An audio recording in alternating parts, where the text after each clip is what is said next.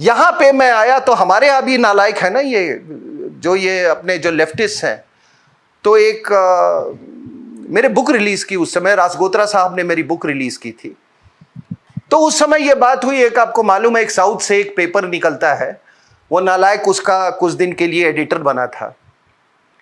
तो मुझे याद है कि जहां पे ये गोष्ठी हो रही थी, ये सेमिनार हो रहा था, ये कुछ साल पहले, तो ये अपने आप को लेफ्टिस्ट था और उस समय प्रचंड जो था वो बड़ा अननोन कमोडिटी था। लोग सोचते थे कि पता नहीं ये प्रचंड है क्या चीज़, ये चीज़ है। तो ये आया और ये आपके centre for land warfare studies में ये साउथ का जो जर्नलिस्ट जो है वो अपना पूरा डिंगे हाँक रहा था, मैंने ऐसे मिला, मैं ऐसे गया, मैं जंगल में गया, मैं वहां गया।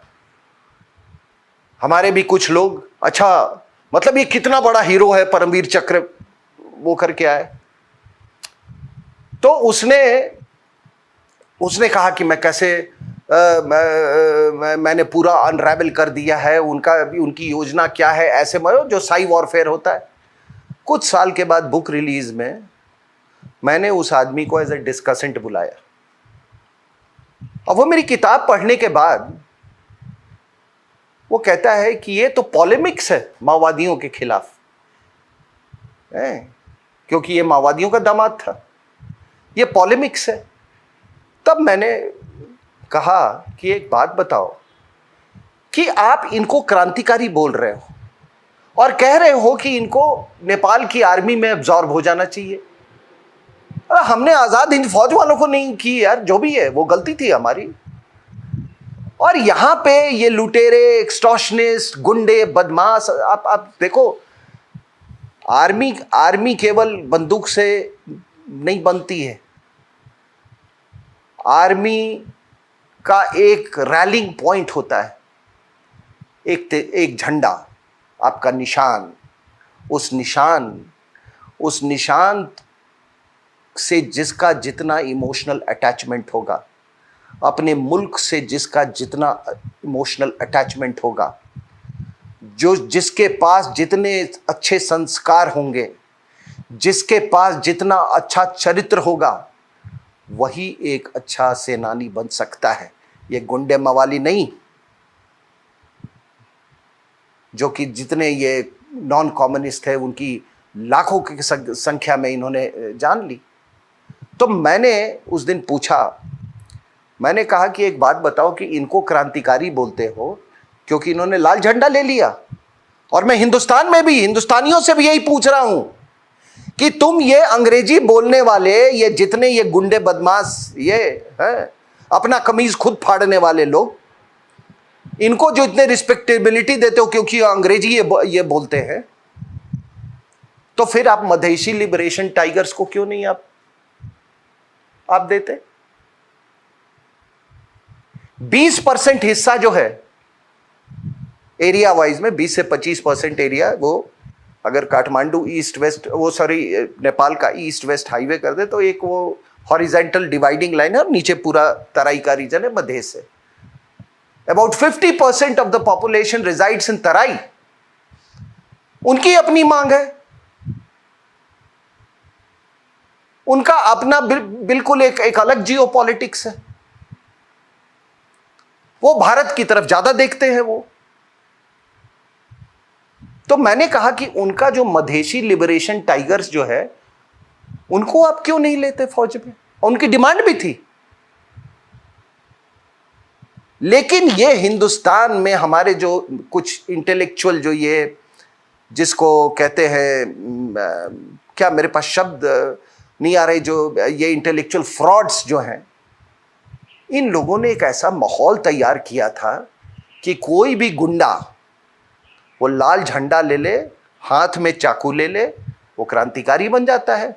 और अगर वो अंग्रेजी बोलता है वो गुंडा, वो उसका नेता। ज्योति बासु के भाई, ये देखो स्कॉच पीता है ज्योति बासु, ये आप कम्युनिस्टों से सुनोगे, वो स्कॉच पीता है, वो क्या धोती पहनता है, क्या ड्रेसअप करता है, और वो बुद्धदेव भट्टाचार्य, अरे ही स्पोक्स ओनली 555। इस मानसिकता से हम लोग ग्रसित थे। तो हमने जिसको बिठाया, आप उसको भुगत लो। दूसरी बात आपने कही, आपने एक ये भी कहा कि ये हमारे लिए ये बफर का काम किया है। बिल्कुल भैया, दुनिया में एकमात्र हिंदू देश नेपाल ने डिक्लेयर किया, और आज से नहीं, उनको कोई, जो मोनार्की थी उनको कोई शक नहीं था उसमें। पहली बात, आपको मालूम है तिब्बत में ये फ्रांसीसियन मिशनरीज जो थे वो पहले एक्टिव थे। उनको जब मार के भगाया गया वहाँ से, जब मार के भगाया गया तो वो आए नेपाल में कुछ दिन इनको रहने का इनको परमिशन मिल गया। फिर एक राजा आया, इनको मार के भगाया तो ये आ गए बेतिया, और फिर बेतिया के महाराज ने इनको कुछ जगह वगह दी। और अब आज भी आप देखेंगे कि बिहार के बेतिया में काफ़ी मतलब इनके इंस्टीट्यूशंस वगैरह वहाँ पर ये चलते हैं। लेकिन उस समय भी एंटी कन्वर्जन लॉज बहुत स्ट्रांग थे, और माओवादियों को लाने का जो अंतर्राष्ट्रीय जो ये षड्यंत्र था, ये पूरे ये जो क्रांति के पीछे में, उसमें इस षड्यंत्र के पीछे ये जो कुछ ये आपके वेस्टर्न वर्ल्ड के कुछ ताकतें हैं। मैंने आपको पहले भी बोला है, मैं जब काठमांडू में घूम रहा था, embassy of Finland, embassy of Norway, ये सब इनको हथियार से और पैसे से इनकी मदद कर रहे थे। क्यों कर रहे थे? ये आएंगे और ये बस कन्वर्जन, उसके बाद ये जो एंटी कन्वर्जन जो लॉ था वो उसको हटा देंगे, और उसके बाद धड़ाधड़ कन्वर्जन होगा। आपको मालूम है जब भारत को इंडिपेंडेंस मिला तो गोरखा रेजिमेंट्स में हिंदुस्तानी ऑफिसर नहीं होता था। समझ रहे मेरी बात? गोरखा रेजिमेंट्स में हिंदुस्तानी ऑफिसर नहीं होता था। फिर आजादी के बाद एक ट्राइपाइट एग्रीमेंट हुआ ब्रिटेन, इंडिया और नेपाल के बीच में।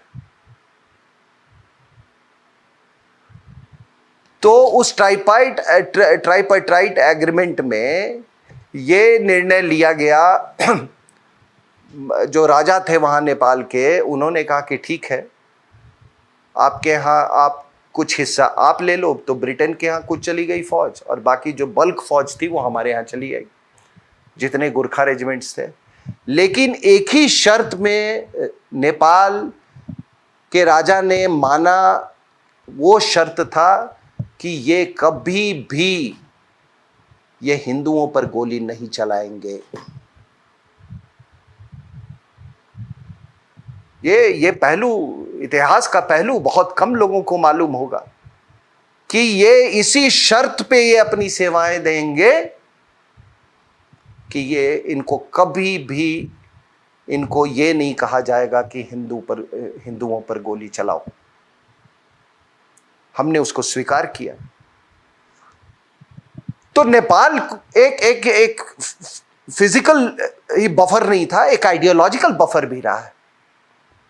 और वो आइडियोलॉजिकल बफर था, वो हिंदुइज्म पे प्रेडिकेटेड था, और आपने इन गुंडे मवालियों को लाके ये बैठा दिया यहां पे। और बैठा के अभी ओली कैसे बना प्रधानमंत्री? ये तो ओवरग्राउंड था। ये तो कहता था कि नहीं, ये माओवादी, ये हमारा इनसे कुछ लेना देना नहीं है। माओवादियों ने जंगल से रास्ता तैयार किया इनके लिए। साहब, मैं आपको एक बताता हूं, एक दिल्ली में एक सेमिनार हो रहा था, आज से 7-8 साल पहले की बात है। एक सेमिनार हो रहा था, तो उस सेमिनार में मुझे याद है कि एक फॉर्मर आर्मी चीफ वहाँ पे आए हुए थे नेपाल के, रुकमंडल मंगत कटवाल, ठीक है, और उनका जो माओवादियों का उस समय लीडर था पुन, वो भी बैठा हुआ था।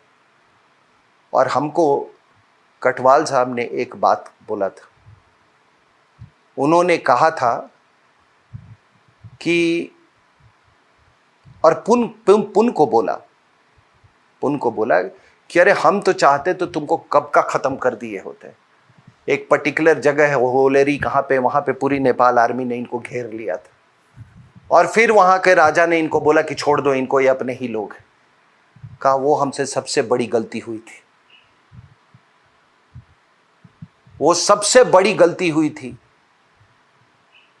हमने तुमको अपना समझा और आज तुमने देखो क्या कर दिया है। और तब हम लोगों की तरफ देख के जनरल साहब ने ये बोला कि ये गलती आप मत करना।